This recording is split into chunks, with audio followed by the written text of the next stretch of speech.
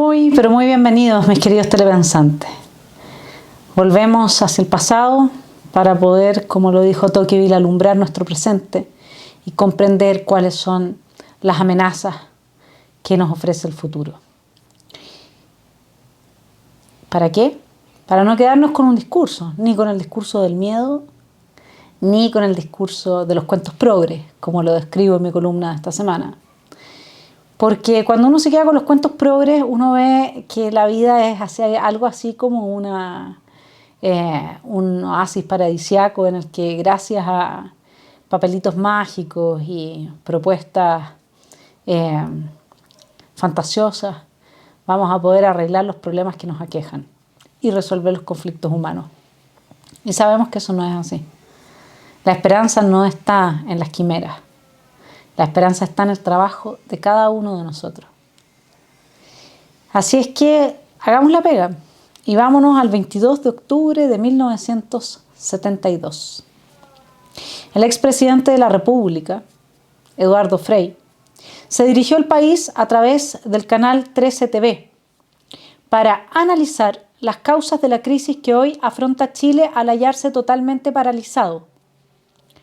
A juicio del ex primer mandatario, el movimiento de protesta gremial se debe, acá se le cita, a la desesperación y la angustia de un pueblo que ve comprometidas las bases sobre las cuales sustenta su vida presente y futura.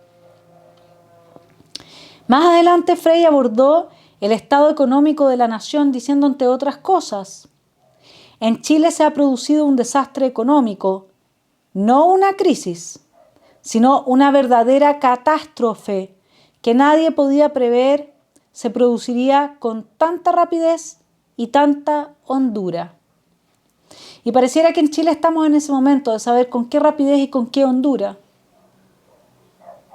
va a imponerse el modelo de un Estado corrupto decimonónico, repleto de operadores políticos. El modelo de un Estado como ese, pero más grande, con mayores capturas del mercado, con mayor iniciativa en el aparato productivo. ¿Cuánto tiempo se va a demorar en imponerse nuevamente ese socialismo que ha generado la diáspora de los venezolanos? Ese socialismo que se aferra de pequeñas banderas, o más bien dicho, de banderas de pequeños grupos que han tenido mala experiencia a nivel personal, a veces histórico también, y los usan como punta de lanza para avanzar las medidas anticapitalistas que ya incluso los chinos tienen tan claro, solo conducen al hambre y la desesperación. Ninguna economía, sea manejada con criterio capitalista, socialista o comunista, puede resistir, óigalo bien, Eduardo Frei Montalva, 22 de octubre de 1972, puede resistir que desaparezcan las inversiones, que son fundamentales para el desarrollo de una nación. Sin inversión no hay crecimiento, y sin crecimiento habrá desocupación y miseria. Es increíble que los medios de prensa sigan sin cuestionar a esos 96 constituyentes que quieren la miseria para Chile. Quieren la miseria para Chile. Lo sabía Eduardo Frei Montalva en 1972, cuando todavía las ciencias económicas estaban en pañales.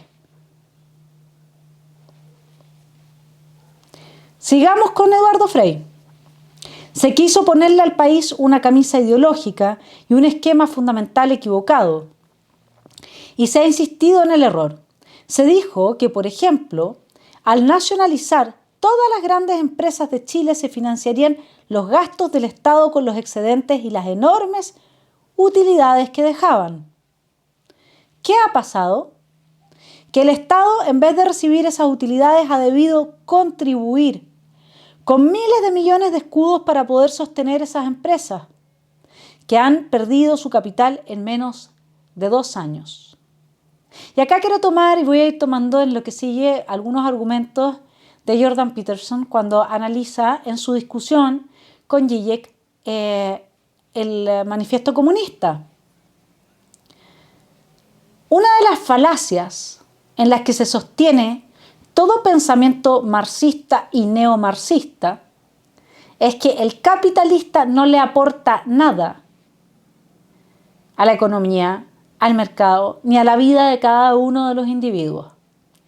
Que el capitalista es tan reemplazable como lo es el aristócrata que efectivamente no aportaba nada en la Edad Media y vivía de lo que trabajaban los vasallos, los campesinos, etc. Y entonces la burguesía desplazó a la aristocracia. Y de ahí que Marx cometiera el error, y esto ya es cosecha mía, de ver en la burguesía a un símil de la aristocracia.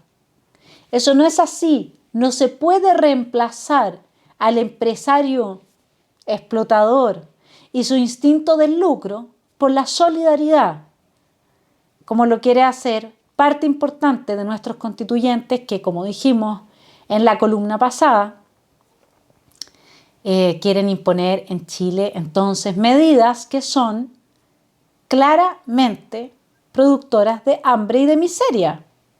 Sigamos con Eduardo Frei. ¿Qué ha pasado? Que el Estado, en vez de recibir esas utilidades, ha debido contribuir con miles de millones de escudos para poder sostener esas empresas. ¿No es lo mismo que hoy día pasa con TVN, ENAP, ENAMI, no sé, todas las que son deficitarias?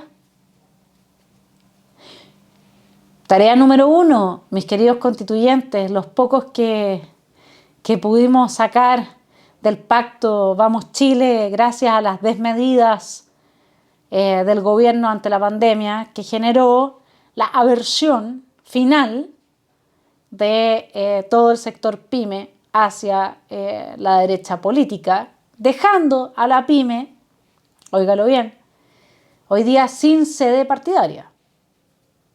Ese 1,5 millones de votos del que hablaba Desbordes, hoy día no tiene sede partidaria. Es muy probable que la única persona en este país que hoy día está hablándole a esa pyme pueda capitalizar esos votos. Yo espero que sí. Pero nadie más lo está haciendo. Hay un llanero solitario por ahí hablando del mérito y no de la igualdad. Y no quiero hacer una campaña en favor, sino que sí estoy muy de acuerdo con que el discurso que tiene Sichel es el discurso, el único discurso de derecha que hay en este país, fuera del de José Antonio Kast.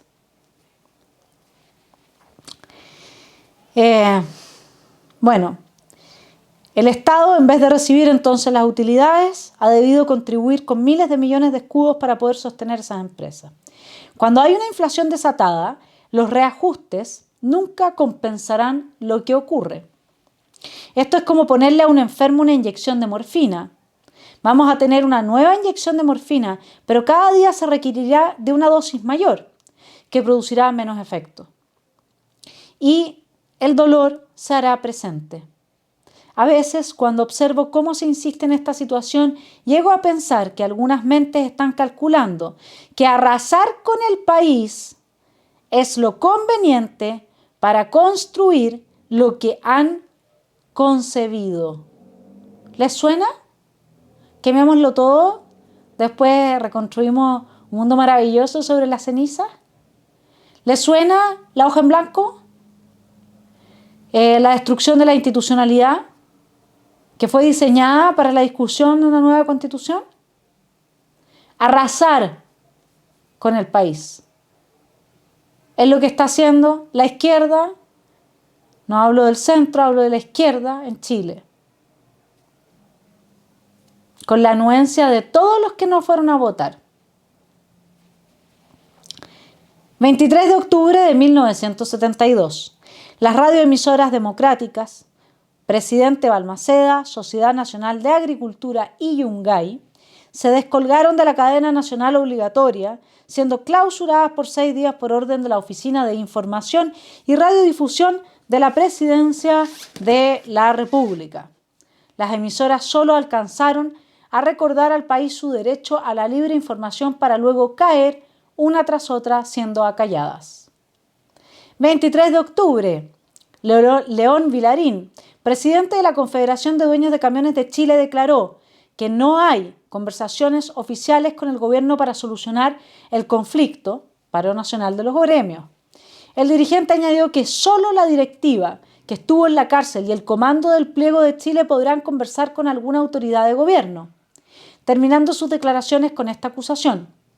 El gobierno está poniendo en práctica la idea y la línea de Carlos Altamirano, es decir, de que el movimiento se desgaste y caiga por sí solo. Esto no ocurrirá porque nos mantenemos firmes en nuestras peticiones. Rafael Cumcille, presidente de la Confederación Nacional de Comercio Establecido y la Pequeña Industria, declaró que su movimiento prosigue con un 96% de los locales cerrados en todo el país. 4 radios democráticas de Concepción se descolgaron de la cadena obligatoria siendo silenciadas. Existen fuerzas suficientes para colocarle camisa de fuerza a todos los sediciosos, dijo el diputado comunista Tomás Solís, refiriéndose a los trabajadores chilenos que adhieren al paro nacional. ¿Se entiende? Después, los sediciosos son los que claman por el hambre, por la miseria, los que mantienen la mano estirada a la espera de que caiga un mendrugo de pan. Y esos son los perseguidos por quienes hoy están a favor de la liberación de la primera línea, están en contra de las leyes antibarricadas, quieren destruir las Fuerzas Armadas y Carabineros. 24 de octubre. Toda la oposición chilena de norte a sur acató el Día del Silencio, decretado por la Confederación Democrática. La protesta de inactividad pacífica, que sumó al país en una parálisis aún más honda de la que vive hace 12 días gracias al paro nacional, fue una nueva dimensión del repudio generalizado al gobierno de Allende. Las provocaciones de elementos de la Unidad Popular no lograron sacar a la ciudadanía de su ostracismo. El 99% del comercio permaneció cerrado. La carretera de Santiago-San Antonio fue bloqueada por pequeños y medianos agricultores, asentados, estudiantes, transportistas y obreros, buscando así demostrar apoyo a los gremios en paro en forma activa y protestar por la errada política que ha llevado a cabo el gobierno. 24 de octubre. El país no se ha paralizado, declaró el presidente Allende por cadena nacional de radioemisoras y canales de televisión. No se ha paralizado. La capacidad que tienen de negarlo todo, de negar que el comunismo y el socialismo real ha fracasado en todas partes donde son impuestos. ¿El capitalismo tiene problemas? Sí. La democracia también tiene problemas. La democracia representativa, liberal, constitucional estoy hablando. No de la democracia popular que manejan un par de activistas gramscianos, asambleístas, que destruyen la vida de todos los demás. La democracia liberal, constitucional, republicana, así como el capitalismo, tienen muchos defectos, muchísimos. Pero no hay un sistema mejor. Y si usted me dice que esta democracia se fue al carajo, yo le voy a responder que eso es porque hace rato que tenemos problemas mayores de corrupción. La democracia no sobrevive con niveles de corrupción tan altos como los que tenemos en Chile. Y nunca hemos sido capaces de denunciarlos, de mostrarlo, de dejarlo a la luz pública. Y eso es lo que en parte tiene cansado a este país. Lo que explica parte del genuino malestar. Que es que haya tanta gente que sin mover un dedo le vaya tan bien. La corrupción destruye el mérito. La democracia no funciona porque la democracia es el sistema que va de la mano de la meritocracia, no entrega honores por parentesco o por compadrazgo o por participación política.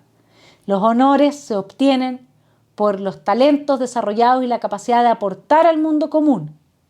Eso es el sustrato más fundamental de la democracia. Y nosotros hace mucho rato que no estamos funcionando así. Ahora, eso no quiere decir que vivamos en una dictadura o en un totalitarismo y que Piñera sea un dictador. Y bueno, en términos sanitarios, si uno lo ve desde esa perspectiva, el gobierno no ha sido muy demócrata, que digamos. Además que ha sido todo esto impulsado por un colegio médico que está en manos de gente con vocación totalitaria. En los países en Europa no existe lo que hemos vivido acá. No existe, se los digo.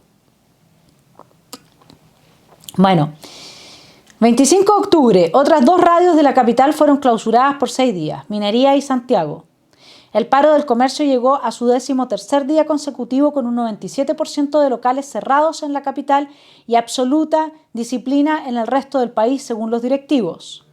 Mientras tanto, 8 dirigentes fueron detenidos en Coquimbo y San Felipe. Hubo violencia en el centro de Santiago hasta el punto de hacerse necesaria la presencia de efectivos militares. 3 ollas comunes para los transportistas fueron espontáneamente organizadas frente a la sede de la Confederación de Dueños de Camiones de Chile. En Concepción y Lota, 3 radioemisoras fueron sancionadas con clausura. La huelga médica amenazó con derivar al retiro de los turnos de urgencia y los abogados acordaron prorrogar el paro que llevan a efecto. ¿Qué tal? Esta semana salieron sendas cartas publicadas, que la primera creo que es el día sábado, por el Colegio de Abogados que nuevamente llama la atención ante el quiebre del Estado de Derecho en nuestro país. Vamos a retomar ese tema con mayor profundidad en nuestra columna sobre la actualidad. Pero ese quiebre del Estado de Derecho es el principio del fin. Eso ya lo sabemos. La Cámara de Diputados, el mismo día, 25 de octubre, a raíz de la cadena radial obligatoria impuesta al país y de una larga enumeración de ataques a la libertad de prensa, aprobó un proyecto de acuerdo que declara: el gobierno ha violado en forma permanente y reiterada disposiciones constitucionales. Y aún en materias tan fundamentales para una democracia como lo es la libertad de expresión, lo cual coloca a dicho gobierno al margen de la legalidad. Tal situación de ilegalidad altera y trastorna el régimen de derecho, compromete la seguridad de la nación y amenaza gravemente la paz social. Con mayor gravedad aún se altera la seguridad de la nación cuando el propio presidente de la República, sumándose a expresiones de otras autoridades de gobierno, amenaza con lanzar turbas de miles y miles de individuos a descerrajar y saquear negocios. Es el magnífico Allende, nuestro compañero. O el gran político estadista. Mandaba a la gente a descerrajar los negocios que estaban en paro, en huelga, porque les estaban destruyendo su capacidad de autoconservación. Los estaban transformando, como se ha hecho hoy día desde el discurso, desde un discurso largamente replicado a los jóvenes, en los dependientes de las dádivas que da el poder de turno. Y todavía les dicen que esa es una vida en dignidad. Son muy caras de palo. ¿No les parece a ustedes, mis queridos telepensantes? Con mayor gravedad... Tal situación de ilegalidad altera y trastorna el régimen de derecho, compromete la seguridad de la nación y amenaza gravemente la paz social. Con mayor gravedad aún se altera la seguridad de la nación. Con el llamado del presidente aquí me repetí. Tales afirmaciones, repetidas en 3 oportunidades por el presidente de la República, significan una amenaza al orden público, a la fuerza pública y aún al cumplimiento de las normas de la zona de emergencia decretada por el gobierno y establecida por las autoridades militares. 26 de octubre. Mientras, dada la situación del país, ya escasean los alimentos. En Talcahuano, mientras había escasez de alimentos en Chile, en Talcahuano eran embarcadas 2.600 toneladas de porotos. Adivine con destino a dónde. A Cuba. 28 de octubre, el presidente Allende, en un acto considerado abiertamente ilegal, indultó al diputado socialista Joel Marambio, quien se encontraba encargado reo por el delito de secuestro con circunstancias agravantes y además privado de sus derechos políticos por resolución ejecutoria del Juzgado del Crimen de Santa Cruz. Asimismo, se quiere indultar ahora a estos jóvenes que quieren luego transformar en héroes, porque una vez que esos jóvenes sean indultados, la prensa, hoy día revolucionaria y que en su mayoría lo es, ¿qué cree usted que va a hacer? Les va a hacer largos perfiles sobre su vida, por qué llegaron donde llegaron, cómo lo pasaron en la cárcel. Va a ser como un Norambuena, el nuevo heroísmo. Y nosotros lo vimos en la columna pasada. Eso forma parte del plan. El plan es que son los vándalos los que ahora nos imponen una estructura moral nueva, desde la que se construye la nueva sociedad. El Gabinete de la Paz Social, octubre 28, 1972. El país ha sido informado por el presidente de la República de que él ha resuelto poner término a las conversaciones sobre el pliego de Chile, sin ni siquiera entrar a su análisis. Acuérdense que el pliego de Chile lo entregan todos los gremios, los camioneros, etcétera, para pedirle a Allende, ¿no es cierto?, que tomara medidas de restablecimiento de la paz social, del bien común, el Estado de Derecho, la libertad de comercio, la libertad de expresión, etcétera. Entonces él la descartó. Listo. La introspectiva actitud del presidente Allende representa un vejamen a los millones de chilenos que han recurrido al paro indefinido como último expediente para exigir el respeto a sus derechos como hombres y mujeres de trabajo. Constituye, además, una agresión directa y sin precedentes a la inmensa mayoría de la nación, que ve en el pliego de Chile el resumen de las condiciones mínimas que deben prevalecer en el país para que subsistan el régimen democrático y la libertad gremial hoy amenazados. El comando gremial recibe esta agresión impropia de un presidente de Chile con la preocupación de ver que se abre un abismo de incertidumbre en el futuro de la patria, por la exclusiva responsabilidad del señor Allende. En este tono respondió el Comando Nacional de Defensa Gremial a la negativa presidencial de considerar el pliego de Chile y en el terreno práctico acordó: de aquí hacia adelante el paro nacional continúa en forma indefinida y con más intensidad que nunca. 30 de octubre, el Pleno de la Corte Suprema acordó enviar al presidente de la República un acuerdo solicitando al primer mandatario que instruya a sus colaboradores y miembros del gabinete para que estos, a su vez, den orden a los funcionarios subalternos del gobierno para que se respeten las decisiones judiciales, así como las diligencias que los magistrados deben llevar a cabo. En el acuerdo se analizan varios vejámenes de que han sido objetos los magistrados últimamente. Tarde o temprano vienen por ti. Así funciona. 2 de noviembre, con 3 uniformados y 2 dirigentes de la Central Única de Trabajadores en su seno, juró el nuevo gabinete ministerial del presidente Allende. Y yo creo que este 2 de noviembre de 1972 es la fecha clave, con el nuevo gabinete. Porque fue el presidente Allende quien nombró a Carlos Prats comandante en jefe del ejército como ministro del Interior. Él fue quien metió a los militares a la política. ¿Y después se queja? Después se quejan los comunistas y los socialistas de que les tocara vivir su larga dictadura en el exilio y perseguidos y etcétera. Pero si ellos fueron los que metieron a las Fuerzas Armadas en la política.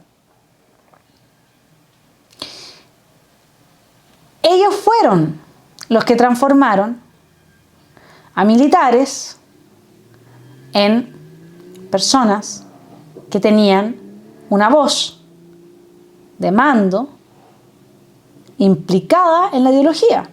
Si ustedes leen la biografía que hizo Gonzalo Viala a Pinochet, Ahí están las declaraciones de Carlos Prats, de la época. Y Carlos Prats era un hombre de izquierda, que se había tragado el cuento socialista. Así es. Lamentablemente no se los puedo citar porque desapareció la biografía de mi casa.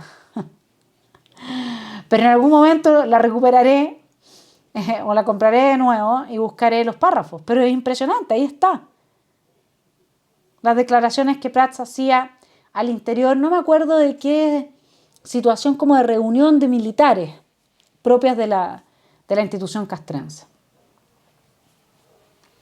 Así que desde el 2 de noviembre en adelante tenemos a los militares metidos en política gracias al señor Allende. Bueno, ministro del Interior entonces Carlos Prats, el contraalmirante Ismael Huerta se fue de ministro de Minería, Luis Figueroa, Partido Comunista, actual presidente de la CUT, ocupará la cartera del Trabajo y Rolando Calderón, del Partido Socialista, secretario general de la CUT, la de Agricultura. Así es como trataron de comprarse a los militares y a la gente de la Armada, regalándoles cargos políticos. Sobre este último, sobre el secretario general de la CUT, Rolando Calderón, el ex vicepresidente de la CORA, senador Rafael Moreno, emitió la siguiente opinión. Esa señora a duras penas podría distinguir las lentejas de los garbanzos. Por su parte, el general Carlos Prats declaró enfáticamente que la presencia de las Fuerzas Armadas en el gabinete, lo cita, no es un compromiso político, sino una colaboración patriótica en aras de la paz social. 2 de noviembre. Ahí se transformaron en deliberantes. El problema es que la ideología no permite deliberar. Y la doctrina Schneider decía que las Fuerzas Armadas eran las garantes del respeto a la Constitución. Y cuando le golpearon la mesa, bueno, vio algunas cosas que quiso hacer, pero de forma contundente, Allende, a la vista de la violación sistemática de la Constitución. No sé si la doctrina Schneider sigue vigente en el ejército. Hoy día no lo sé.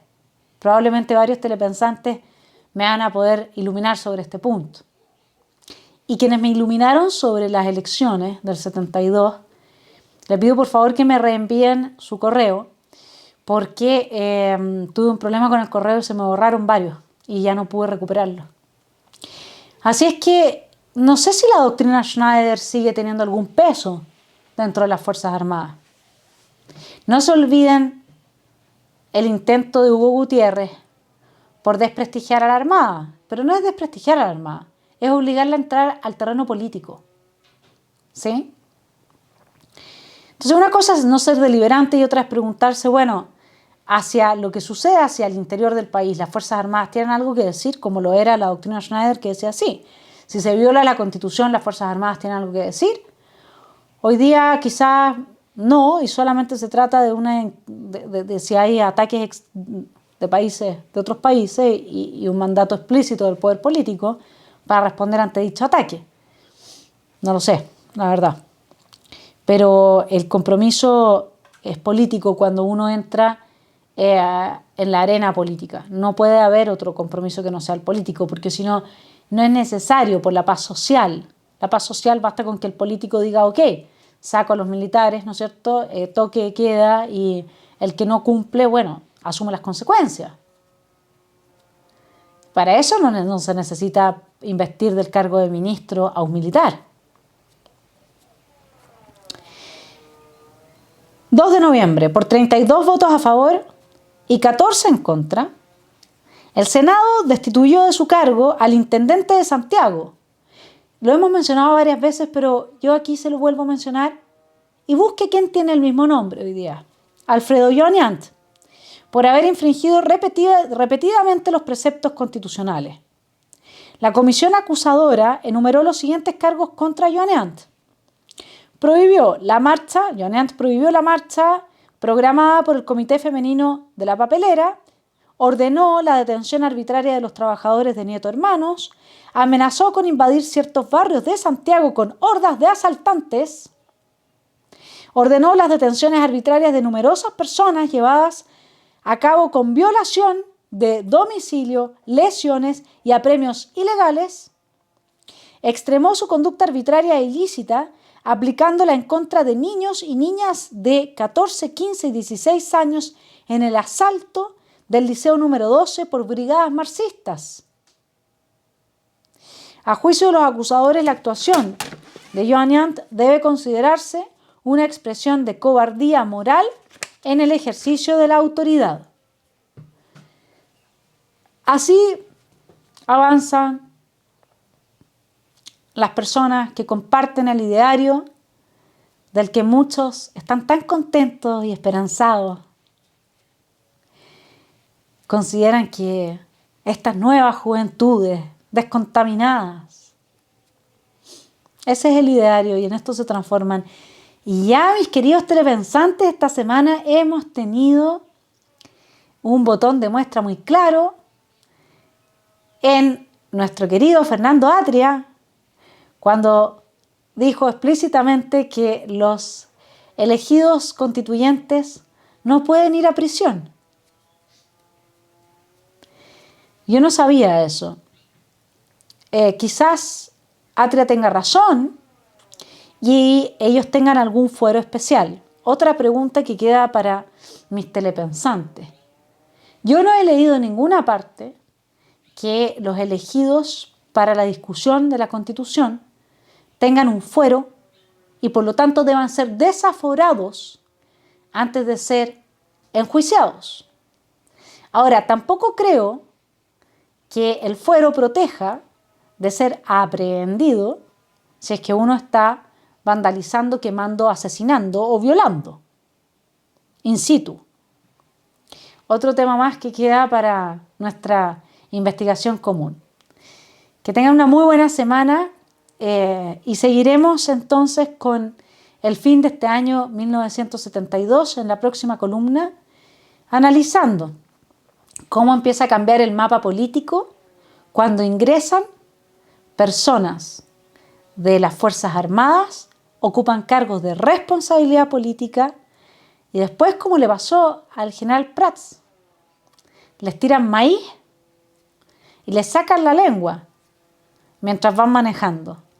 Y ese sí va a ser un episodio anecdótico bastante interesante que vamos a analizar más adelante.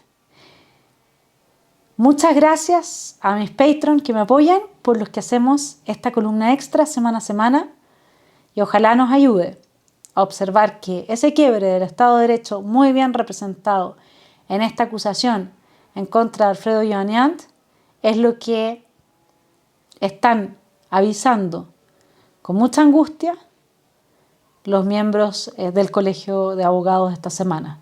No sé cuántas cartas tengan que salir, no sé cuánto más se tenga que decir para que recuperemos el norte, un norte que no sea el de constituir movimientos políticos con el poder de desarmar nuestra institucionalidad volando bajo el radar del derecho, en pos de la creación de privilegios para una nueva clase política que se impone por la fuerza y gracias a la abstención de muchos en las urnas, sino que un norte que efectivamente nos devuelva la esperanza en un país para nuestros hijos, nietos, bisnietos y la larga cadena que pueda venir de personas magníficas que puedan aportar soluciones a un mundo complejo que nos necesita a cada uno de nosotros,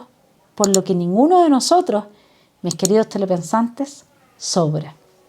Que estén muy bien.